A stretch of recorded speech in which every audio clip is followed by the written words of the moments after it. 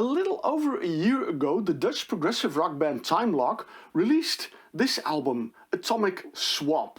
Now, this is an incredible album. I consider this one of their best albums they did. At the time that they released this album, I also did an interview with Ruud Stoker, the vocalist, and Julian Driessen, the keyboard player. Ruud and Julian have been playing together since The Last Detail. That was the late 80s, early 90s, and The Last Detail evolved into Timelock. The debut album, Louise Brooks, was released in 1992, so these guys have been playing together for so many years. What I didn't know at the time, and there were no hints in the interview or anything at all, was that this would be the last album by Timelock, because afterwards, well, a while after they released this album, they announced pretty much that, well, Timelock would end, and that Ruud and Julian would move into a new direction. Yeah, and what would that direction be? Well, it turns out it was this direction, the Ceres Phenomenon. Hi, I'm Mike Boekhout. You may know me from my solo projects, or China Blue, or Snake Union, my Duran Duran tribute band, or Fanfield's total tribute album. And you're watching LiveProg. Hey there, welcome to LiveProg. I am Marcel, and this is not the first video I am making of the Ceres Phenomenon. But now the album is out, and I wanted to make more videos about it, but unfortunately due to several health issues, I couldn't do it, and that's why it took me much longer than I wanted to finally do a video on this album, because this one was released already in November, so it's out for nearly a month, and I really hope that you already have picked up on this one, because this is a really beautiful album. I have been listening to this album over and over again. Now, as you can see, it doesn't appear that I have a CD in my hands, but rather a book. And, well, let's try it on for size. I'll pick out a regular CD and hold it in front of it, and then you can see that, well, yeah, it is significantly larger, which gives me a little bit of an issue with my CD cabinet, because, well, this one doesn't really fit in, so I had to rearrange some things to make it work, but I finally got it working. So yeah, and there's a good reason why this is, but we'll get into the booklet a little bit later. I think the only gripe I have with the album is the cover. I mean, it's a science fiction album, and it's mostly black with the title. And it's a bit of a shame. That planet would have been nicer if it would have been a little bit bigger on the cover. But as I said, this is my only gripe with this album. Other than that, this is it's a phenomenal album. I'll use the word phenomenal because, well, it's a Ceres Phenomenon. And I think it only fitting because when the guys announced that they would, end Timelock and move on to a different chapter in their musical career, and it turned out this one, when I listened to this one and I listened to anything they've did before, like Timelock or even The Last Detail, this sounds different. It sounds very different than what they did. And I gotta say, I really love the direction they went in.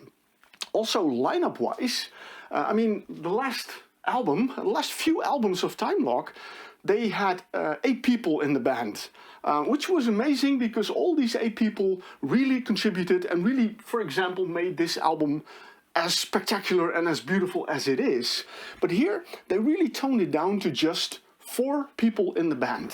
We had, of course, Ruud Stoker on vocals, Julian Driessen on keyboards, Mike Boekhout on drums. Now, interestingly, Mike Boekhout has played with Ruud and Julian before, because he has worked with another Timelock album. He drummed on that one, so that's interesting. The new name on this one is Ron Koelen. He does the guitars and the bass guitars. And I gotta say, wow. When I listen to this album, and I particularly listen to the guitars, it is wow. I just want to lie down, close my eyes, put on headphones preferably, and just listen to the beautiful music. The interesting thing is, it started out as a science fiction story, But they didn't, in the music, they didn't really put in all these science fiction cliches. That's what I like about it. There are moments where you really have that sci-fi vibe in it, but overall it's a very ambient vibe, which is really nice. It's a really mellow, melodic album. It's really beautiful to listen to. It's 73 minutes of pure joy, pure bliss when you listen to this album. It's really, I can't stop listening to it. Every time I put it on, I can't put it off. When the album ends, I just hit play again and move back into the music because it is that beautiful. If I would do a top 5 of this year, of 2025, I'm not going to do that because I haven't listened to nearly every album that has been released. But if I would do a top 5, this one would definitely be in it. And I can tell you it would probably be on the number 2 spot. I'll be honest, the number 1 spot is reserved for Ghost of the Machine. Empires Must Fall. Yeah, that's a killer album, but this one will definitely be my number 2 spot, despite the fact that I've heard some amazing albums this year. What I love about it is that it's at times it's really cinematic when you listen to it. It could be the soundtrack of a movie, which is nice because I'll show you the booklet in a bit of detail, because there are a lot of photos in the booklet to enhance the story. The enhance idea of the story is in space, and they put in a lot of photos from NASA, so they're real images of space. That is really amazing, and that's why they made it a little bit bigger, so you can really have these beautiful photos. I would almost say, if you would have this vinyl size, that would be even more impressive, more cool, but, well, we'll have to settle for CD, unfortunately for some, but I don't mind. I'm very happy with the CD format, and I'm really happy with this album. There are a couple of instrumental tracks on the album as well, but along the way you get a story, and this story is set so far into the future that, they have all creative freedom because no one knows in the year 3500 or something what life will be like. So, the story-wise, they have no limits, like there are no limits in space. And there they create their story. And Ruud wrote the story, sent the parts of the story to the different band members to come up with the music. And collectively, they created this beautiful music to go with the story, and it really works. What I haven't done is listen to the music while reading the story. I haven't done that. I have so far just been listening to the beautiful music. Also, the way Ruud sings, it feels different than what he used to do with Timelock, for instance. There's so in every aspect, the Ceres Phenomenon is really a departure from their familiar Timelock sound, from their familiar more neo-prog sound.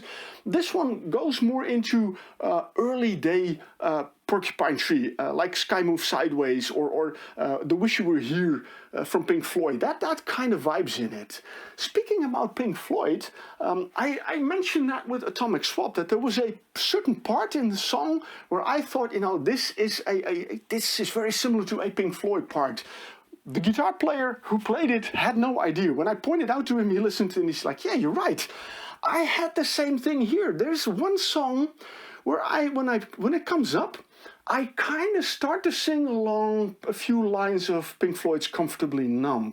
That was from The Wall as well. This one's from The Wall as well. It's in the 4th track, The Arrival.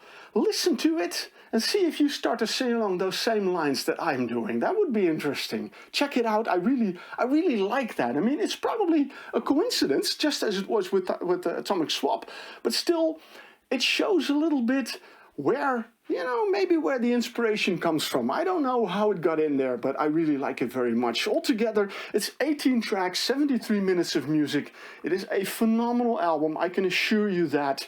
I shouldn't be talking about this anymore. You should be listening to it. So go ahead and check it out, the Ceres Phenomenon. The album has no title, but it doesn't need to because it is a phenomenon in itself. It's worth to be heard. It's worth to be part of your collection. But most importantly, it's worth to be in your CD player as much as possible so you can enjoy this beautiful music. And I really hope that this is not the only album these guys are going to make because this tastes for more.